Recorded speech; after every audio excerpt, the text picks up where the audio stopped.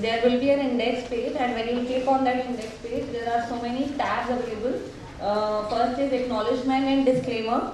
Second is Olympiad problems. This is collected by Mr. Amit Bajaj from CRPF. They are very enriching Olympiad problems for classes 9th and 10th.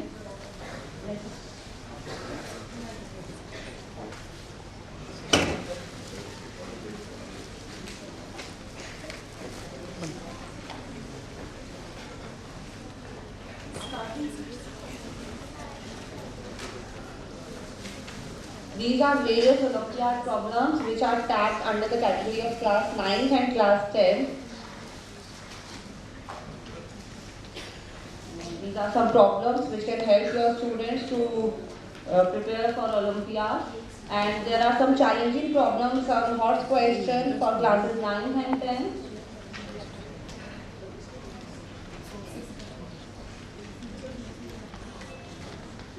These are the challenging problems for classes 9th and 10th, the hot questions.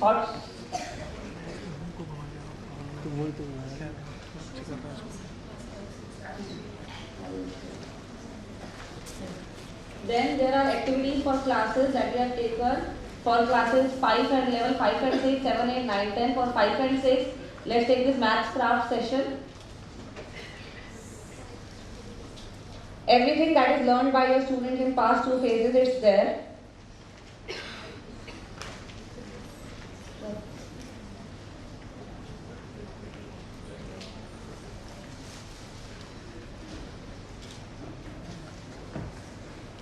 Yeah, there is an activity template for teachers, for students to learn through this template and share this knowledge with all other students. With everything, objective, procedure and everything. And we have dictionary, then Vedic maths problem.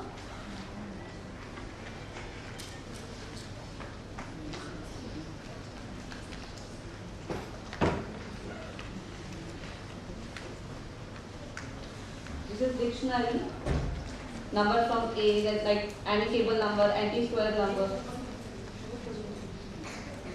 Vedic maths is there.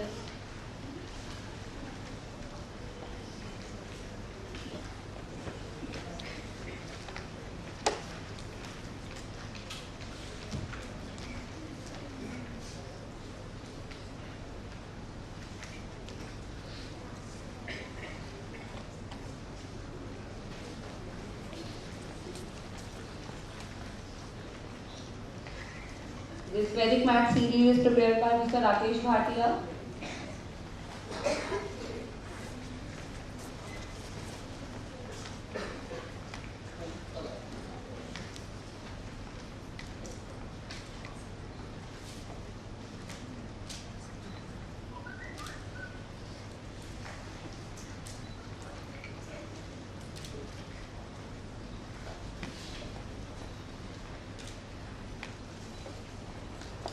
Then we have some videos like golden ratio by BBC, magic square that was discovered by Srinivas Ramanujan.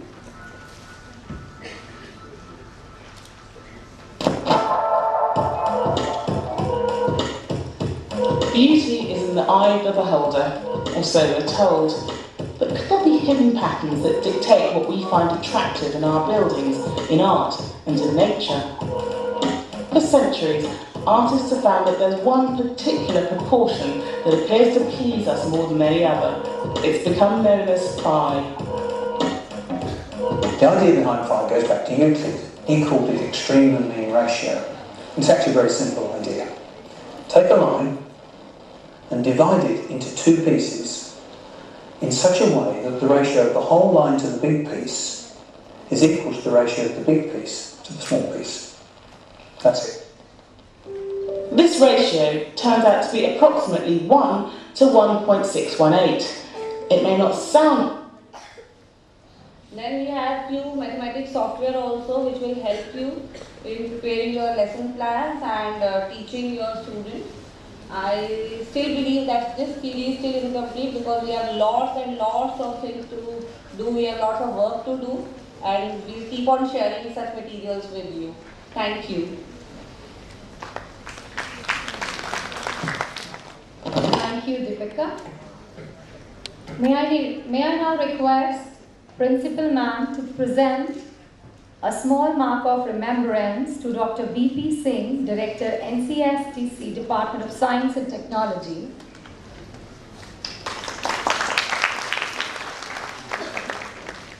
May I once again request Ma'am to present a memento to Dr. Indu Puri, Scientist, Department of Science and Technology.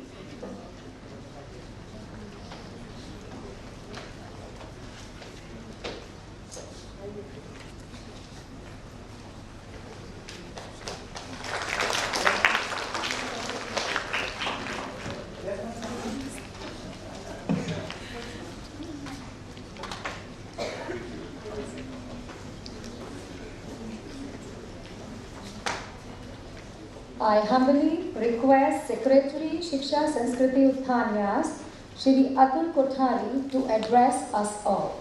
Please, sir.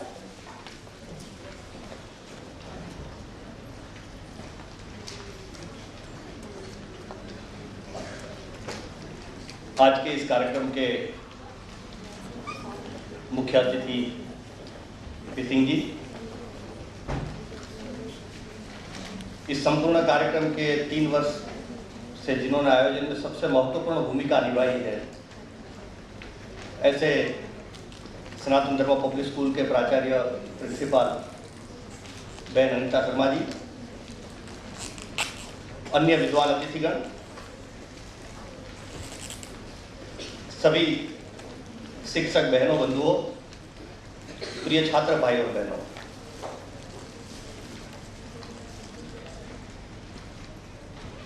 रोज भोजन में रोटी और एक ही सब्जी आती रहे तो फिर bore हो जाते हैं। रोज आलू की सब्जी रोज आपको दी जाए भोजन में तो बोर हो जाएंगे। तो शुरू से ही एक भाषा में चल रहा था तो उसमें थोड़ा चेंज चाहिए, इसलिए मैं हिंदी में बोल रहा हूँ।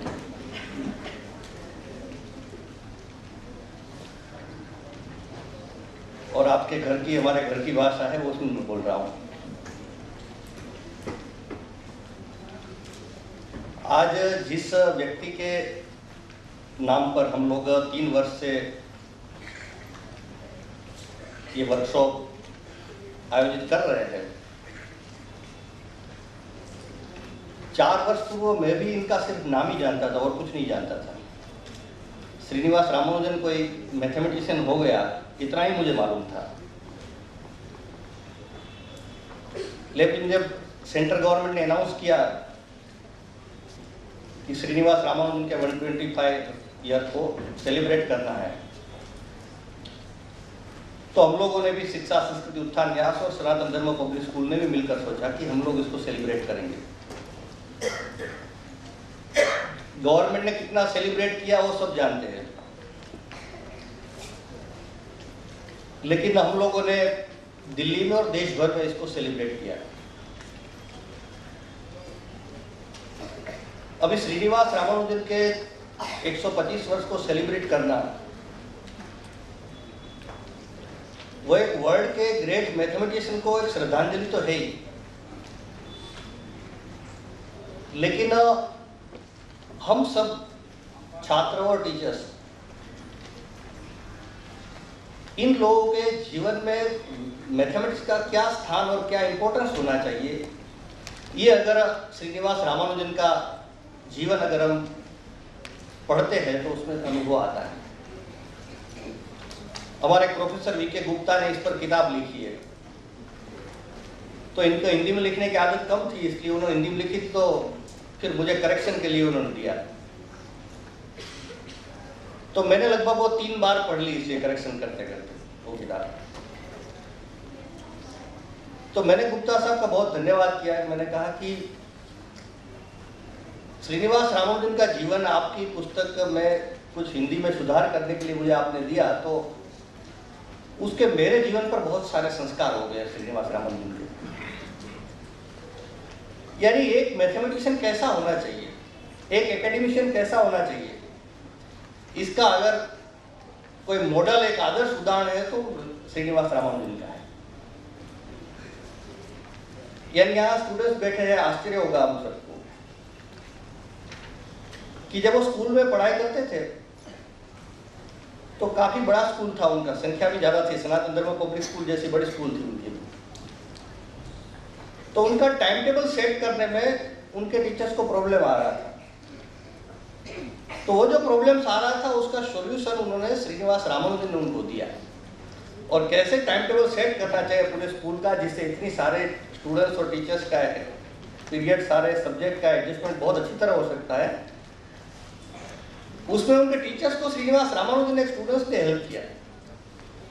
वो क्यों कर सका? क्योंकि वो ग्रेट मैथमेटिशियन था। कई बार ऐसा भी हमको लगता है कि कई समस्याएं आती है स्टूडेंट्स के जीवन में, किसी के घर में आर्थिक समस्या होती है, किसी घर में और कुछ प्रॉब्लम्स होते हैं।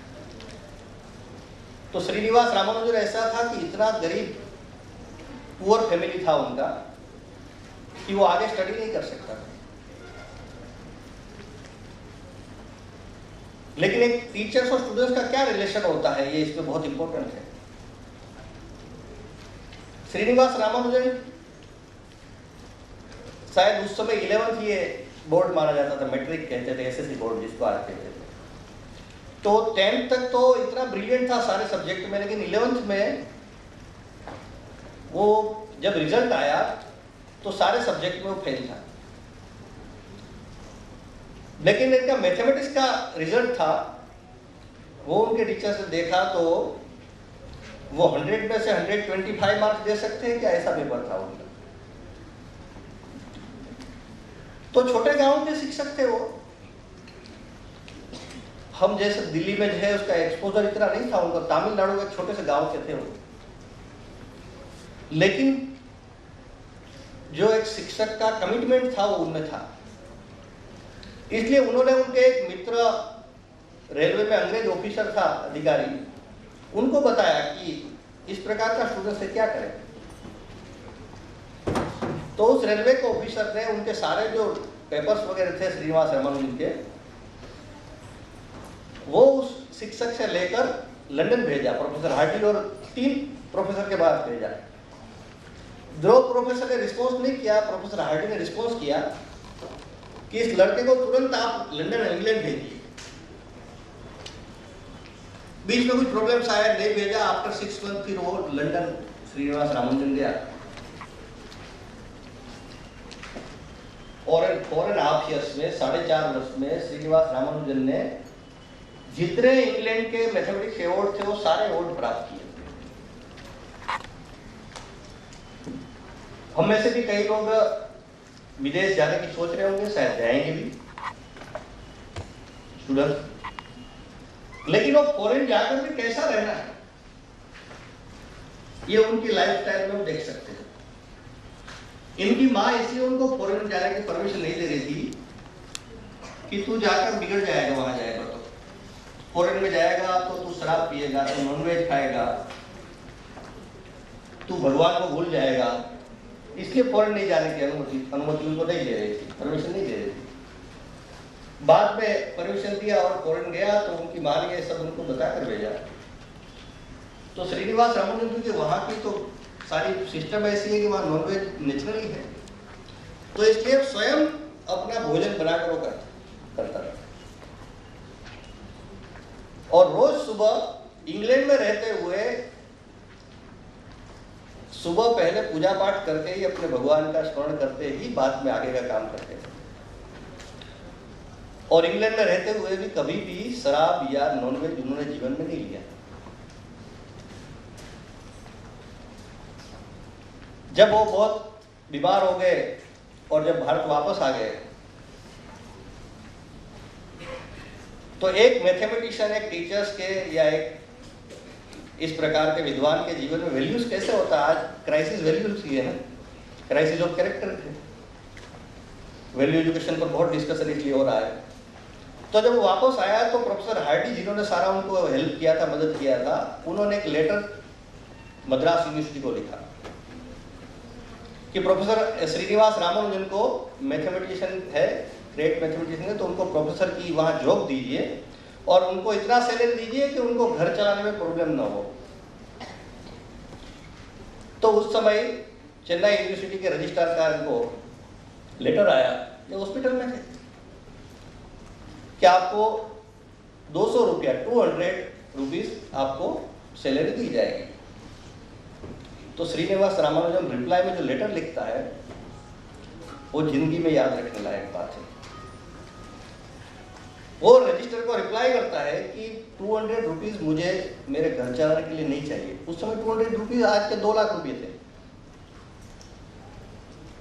तो इसलिए मुझे 150 125 ऐसे कुछ होगा उनका, और स्पेसिफिक नहीं लिखा है वो बुक्स में, इसलिए इतना पैसा मेरे घर चलाने के लिए, बाकी जो पैसे बच जाएंगे वो यूनिवर्सिटी के स्टूडेंट्स वेलफेयर फंड में आप उसको हर महीने डालते रहे।